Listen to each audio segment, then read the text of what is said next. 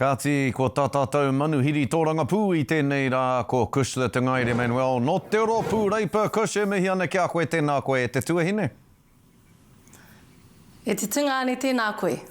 Kāre anō kia pēnei rawa te teitei o ngā tatauranga kore mahi te tekau mā tahi tau. Kush, arā, koe eke ki te 5.1 ōrau, ko te tatauranga mo te kore mahitanga i Wainganui Tiwi Māori, kua koni atu i te tekau ōrau. Me aha e heke anō ai e nei tatauranga. He maha ngā rautake atu Pāti Reipa ki te huri haere i tēnei āhuatanga, Scotty. I te rangi tonu nei, i rungo koutou i tā mātou rautake ki te āwhina i ngā pākehi pakupaku ara ngā small businesses. Ki tua atu, ko rungo hoki koutou i tā mātou rautake mō ngā apprentices.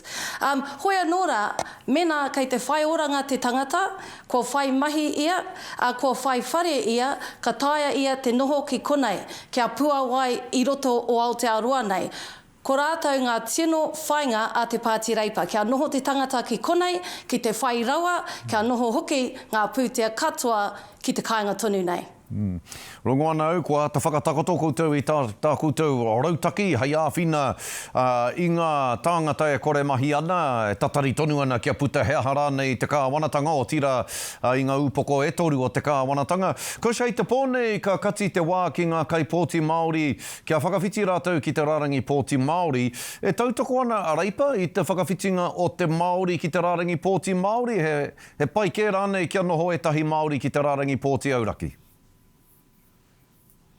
Ai, tuatahi, Scotty, i raro i te Pāti Reipa, māma noi ho te rehita me te pōti. Ka taia te tangata ki te haere a te rā o te kōwhiringa pōti ki te rehita. I raro i tēnei kāwanatanga, ko whakakorengia katoa aua āhuatanga. Hoi anōra, ko te painga mo tātou tiwi Māori o enei mea ngā tūru Māori o tira te Rārangi Māori, ka taia e koutou te kōwhiria tētahi reo Māori motuhake mō koutou. Ko au tētahi o aua tūru e Scotty, ko te painga, ko tae mai au me te tautoko o ngā Māori katoa o Ikaroa Rāwhiti, ko taku mahi he kawea mai ngā reo Māori, ngā whakaaro Māori ki roto o te whare parimata. Nā reira ai, kei te tautoko mātou kia whakawhiti te hunga Māori ki te Rārangi Māori, hoi anōra ko tāku kia koutou katoa me rehita, me pōti, aha koa tēhea Rārangi. Ka pai tēnā whakahau. Kush, e hiana ki te korero kia koe mo te ohanga Māori, kei te hoki whakamuri te ohanga Māori ai ki ngā tatauranga o te wā, kua heke ngā mahi hoko ki tai, te Māori mā te tekau mawhitu ōrau, kua heke hoki te angitū o ngā rakahinonga Māori. Nō reira meaha e piki anō ai te titikahatanga o te ohanga Māori, hea te rautaki a Reipa, hei tautoko i te ohanga Māori, kia piki anō ai te ora o te ohanga Māori. Ai, kua heke katoa ngā āhuatanga i raro i te ohanga Māori, i raro i tēnei kāwanatanga e Scotty. I whakakore rātou i tā mātou kaupapa e kia nei progressive procurement. I raro i tērā i whai mahi ngā Pākehi Māori, ngā mahi a te kāwanatanga. Ko te wāriu o aua mahi ki te ohanga o Aotearoa atu i te 2 miriona tāra. Nā reira ka whakahokia mai taua āhuatanga. I whakakore rātou i te tiriti o Waitangi i ngā kaupapa pērā i ngā free trade agreements.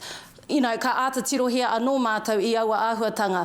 Hoi anōra, e hara i taua rea ngā anake, ngā mea pērā i te apprenticeship schemes, ka tautoko katoa aua āhuatanga i te ohanga Māori. Ka pai, Kush mihi ane kia koe, hea te tākoro tuatahi a Ngāti Poro East Coast i tēnei tau e hoa? A koe nei, nei? Kei te tākoro rātou a tērā wiki, kei te tangi te ngākau, nā te mea kāre au e tai atu ki te wā kāinga, ki te mātakitaki, hoi anōra, aha ko te tai o te pāti, he kikorangi katoa, taku manawa, Scotty. Ka pai tēnā korora, mihi ana kia koe, Kush te ngaire Manuel o te Ropu Reipa, tēnā koe hoa, mihi ana. Kia ora. Ka pai tēnā.